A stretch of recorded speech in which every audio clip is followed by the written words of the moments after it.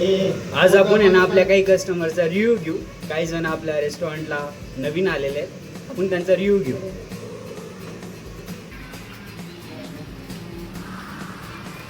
दादा, तुम्ही खूप दिवसापासून रेग्युलर येतात आहे.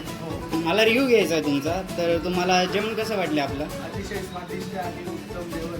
घरी जेवण्यासारखं फील होतं इथे जेवण केलं.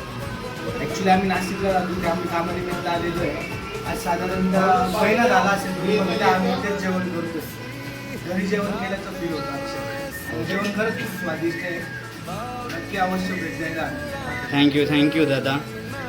दादा, तुम्हाला कोणती डिश आपल्या खानावळमध्ये आवडतं? म्हणजे तुमचा फेवरेट काय?